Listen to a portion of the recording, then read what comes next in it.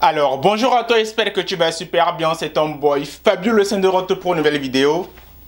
Est-ce que tu me vois là? Tu me vois? Là, maintenant, je suis en train de déconner, d'accord? Fais pas attention. En fait, aujourd'hui, dans cette vidéo, j'ai juste envie de parler d'un sujet qui est très important. Ça fait quasiment 5 ans que je fais des vidéos sur la développerie. Ça fait 5 ans que j'en parle. Et mes vidéos ont vraiment permis à ce que beaucoup de gens puissent avoir leur visa. Et c'est un grand honneur pour moi quand je vois des gens qui m'appellent, qui me disent que Fabrice, grâce à tes vidéos, j'ai pu venir aux États-Unis. Et sincèrement, c'est un grand plaisir. Du coup, je me suis décidé à faire cette vidéo dans laquelle je te dis 11 conseils. Je te donne 11 conseils pour t'aider à avoir ton visa pour les États-Unis. Et c'est vraiment 11 conseils que je vais détailler du plus petit au plus grand. Donc reste jusqu'à la fin de la vidéo, comme ça tu verras quel est le plus grand conseil que je te donne. Et n'hésite surtout pas à ajouter si tu as d'autres conseils qui pourront aider les gens à avoir leur visa pour les États-Unis. Et comme tu sais, nous sommes sur une chaîne où on fait du donner, du recevoir. Donc toutes vos expériences sont les bienvenues. Et si vous êtes passé à l'interview pour la DV 2023, n'hésitez pas à nous donner des conseils pour aider les autres qui viennent derrière à savoir comment se préparer pour la développerie. Donc, avant de commencer, laisse un pouce bleu, laisse un commentaire, abonne-toi à la chaîne. On est parti, Fabio le sein, toi-même tu sais.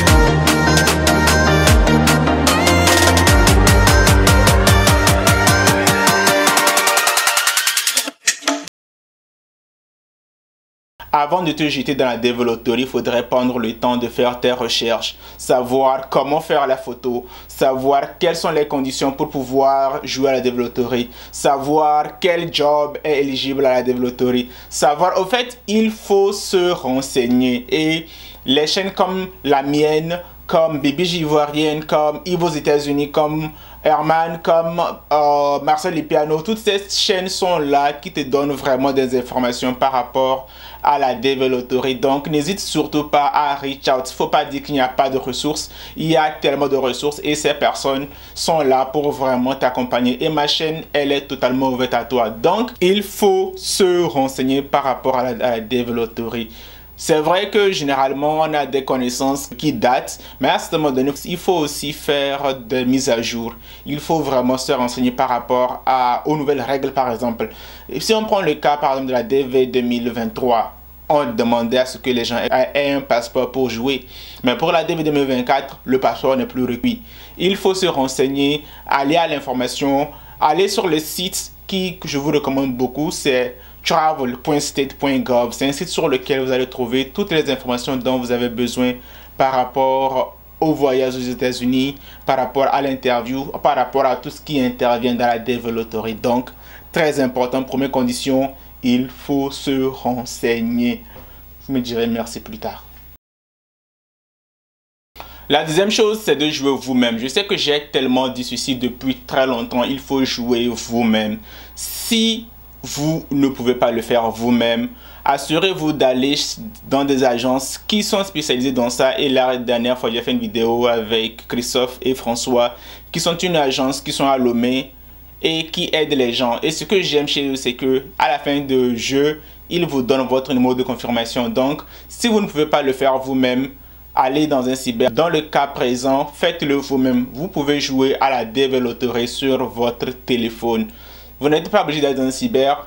Avec votre téléphone, avec votre Android ou bien avec votre iPhone, allez sur le site dvprogram.state.gov et vous pouvez vous enregistrer. La seule chose que vous avez besoin de faire peut-être dans un cyber serait forcément peut-être la photo. Mais pour le reste, vous pouvez tout faire directement sur votre téléphone. Donc, jouez vous-même et gardez jalousement le numéro de confirmation.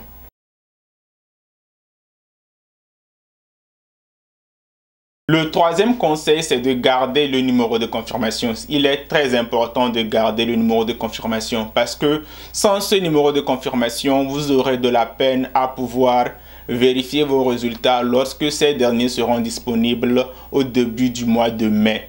Je sais qu'il y a un système pour pouvoir récupérer son numéro de de confirmation, mais j'ai essayé plusieurs fois, en tout cas par les fois dernières où j'ai essayé de récupérer le numéro de confirmation de certaines personnes, j'ai eu beaucoup de difficultés parce qu'on te dit de mettre ton email et ton nom de famille et peut-être l'année de naissance, mais ça ne marche pas vraiment. J'espère qu'avec le nouveau site officiel, ils vont peut-être arranger ça. Donc, gardez jalousement votre numéro de confirmation, vous en aurez besoin en début du mois de mai pour pouvoir vérifier vos résultats, sans lequel vous ne saurez pas si oui ou non vous avez été sélectionné ou pas. Donc c'est très important.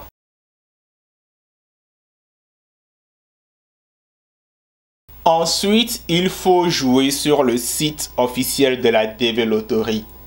Jouer sur le site officiel de la DV Lottery qui est dvprogram.states.gov. Je sais que l'ancien, c'était différent. Je ne veux même pas le dire pour ne pas que les gens soient confus. Mais le nouveau site sur lequel il faut jouer à la DV Lottery à partir de cette année, c'est dvprogram.states.gov. C'est le seul site sur lequel vous devez jouer et c'est le seul site sur lequel votre enregistrement va être valide. Je sais qu'il y a plusieurs autres sites là d'ailleurs. Il y a même des sites qui vous envoient des emails pour vous dire que vous avez été sélectionné. Des sites à partir du moment où ce n'est pas dvprogram.states.gov, sachez que vous êtes en train de mettre votre chance dans l'eau, vous êtes en train de mettre votre argent dans du lait. Bref, en tout cas, dites c'est comme vous le voulez, mais ça ne va pas être valide. Le seul site sur lequel les jeux de la DV Lottery sont acceptés, c'est sur le dvprogram.state.gov. Ensuite, jouer durant la durée de validité du jeu. Je sais qu'il y a des gens qui viennent avec des théories selon lesquelles si tu joues au début du jeu, tu as plus de chance. Ou bien si tu joues en milieu de jeu, tu as plus de chance. Il y en a même qui disent que si tu joues à la fin du jeu, tu as plus de chance. Mais la vérité, c'est que tu dois jouer dans l'intervalle dans lequel le jeu est encore valide. Donc pour cette DV Lottery 2024, c'est 5 octobre au 8 novembre.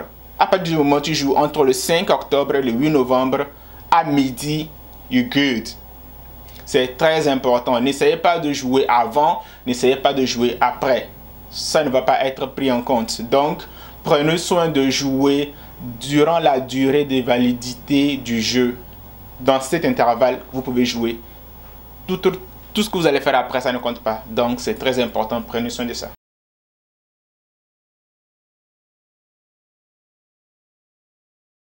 Maintenant que vous avez été sélectionné, il faut maintenant penser au DS260. Le DS260 est au fait ce document que vous envoyez au KCC sur lequel vous donnez des informations qui vous concernent.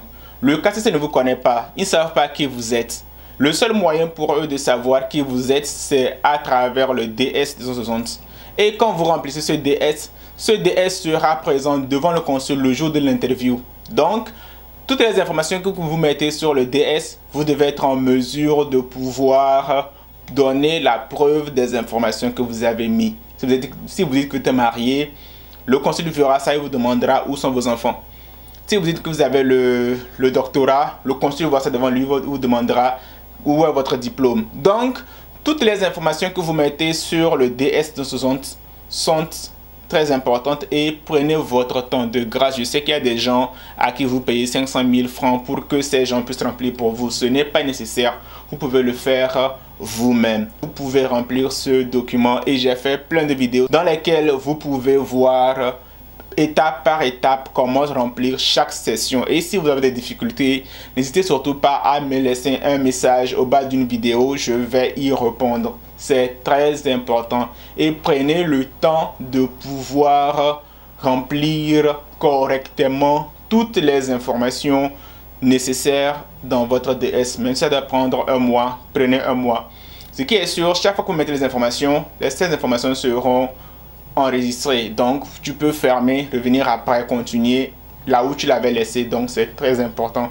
Prenez le temps de remplir votre DS. C'est la seule manière pour vous de vous assurer que vos informations sont correctes. Le nom, le prénom, l'année de naissance, là où vous avez fait l'école, vos diplômes, votre famille, le nom des parents, tout sera passé au peigne fin. Donc, assurez-vous de bien remplir avant peut-être un jour de penser à débloquer ce DS, parce que quand vous débloquez le DS va prendre encore plus de temps pour être traité. Donc assurez-vous que tout est bien déjà dès la première occasion, comme ça vous savez que tout va bien se passer. Donc c'est très important.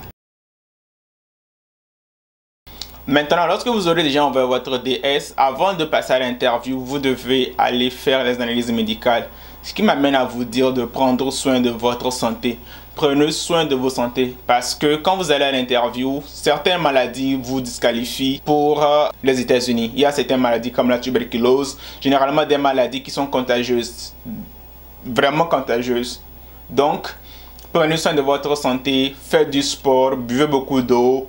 Faites des check-up annuels, vous savez quel est votre problème. Comme ça, vous êtes sûr que même si vous êtes sélectionné, que tout se passe bien, que la santé, bien votre bilan de santé ne puisse pas être un frein à l'obtention de votre visa. C'est très important. Donc, je sais que d'aucuns me demandent quelles sont les maladies. Je ferai d'autres vidéos pour détailler ça. Si vous en voulez, laissez-moi ça en commentaire. Mais je vous demande de grâce de prendre soin de votre santé et de ne pas vous faire récaler lorsque vous allez pour faire les analyses médicales. Les analyses médicales se font dans des hôpitaux qui sont en collaboration avec l'ambassade. Au Togo, par exemple, il y a des cliniques dans lesquelles vous pouvez faire vos analyses. Et ces analyses vont être prises en compte par l'ambassade. Je pense que c'est la clinique Sainte-Hélène, c'est là où je suis allé. Et la deuxième clinique, c'est... Bon, le nom est un peu compliqué, donc... voilà, si quelqu'un au Togo, n'hésitez pas à le mettre ça en commentaire. Et puis, peu importe le pays dans lequel vous êtes, s'il vous plaît, dites-moi quelles sont les cliniques qui sont agréées dans votre pays. Comme ça, chacun pourra apprendre de vous. Donc, n'allez pas dans n'importe quelle clinique. Si vous ne savez pas quelles sont ces cliniques, appelez l'ambassade et demandez-leur où est-ce que vous pouvez aller faire les analyses médicales. Comme ça, ils vont vous désindiquer dans le bon endroit pour bien faire vos analyses médicales, pour que cela soit pris en compte, parce que c'est des partenariats qu'il y a entre ces institutions et il y a en fait une confiance. On sait que les résultats sont fiables, donc c'est très important.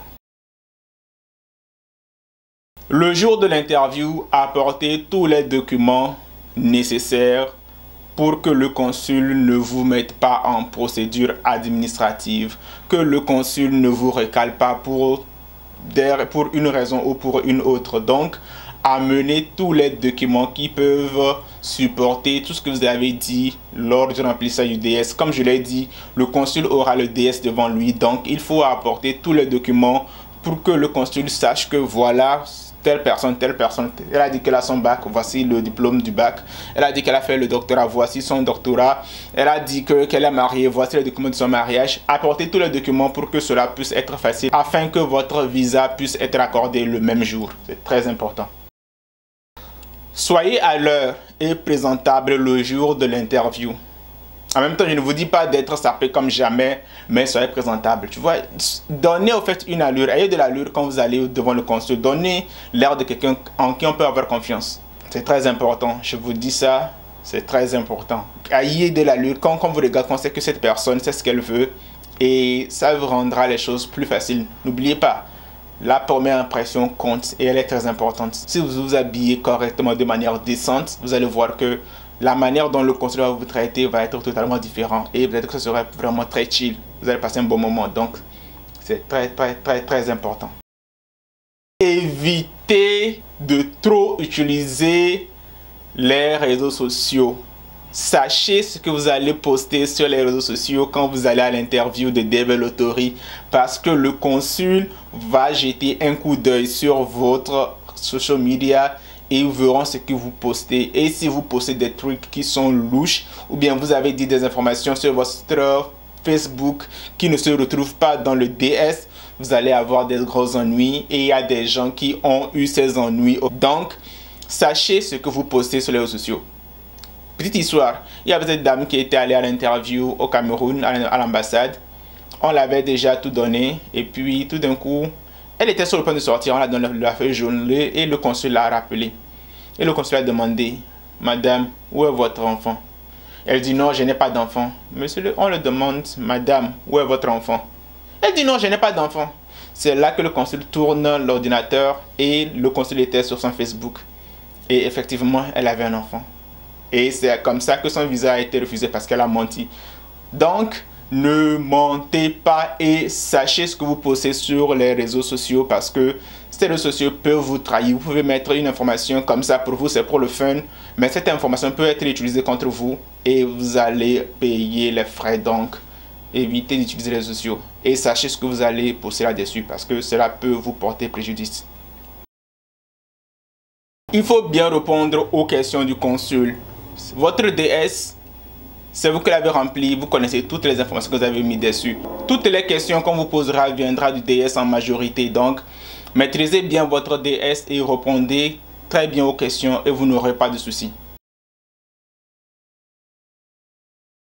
Ensuite, il faut avoir un sponsor aux États-Unis. Ce sponsor, c'est cette personne qui a bien accepté vous recevoir aux États-Unis et c'est cette personne qui va vraiment vous aider à vous intégrer dans la société américaine.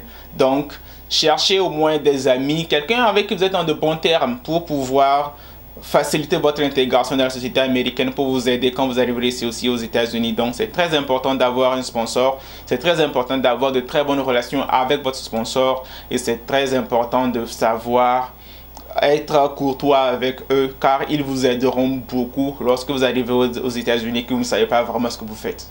Donc c'est très important. Je n'ai pas envie de m'éterniser. Voilà quelques conseils qui peuvent t'aider à obtenir ton visa pour les États-Unis et avoir ce précieux sésame qui est le visa. Arriver aux États-Unis, faire 5 ans, avoir la green card et puis être un citoyen américain comme moi. Donc si tu as aimé cette vidéo, n'hésite surtout pas à laisser un pouce bleu, à laisser un commentaire. Abonne-toi à la chaîne. Fabio le sait toi-même, tu sais. On est ensemble. Flex. What was that about to say?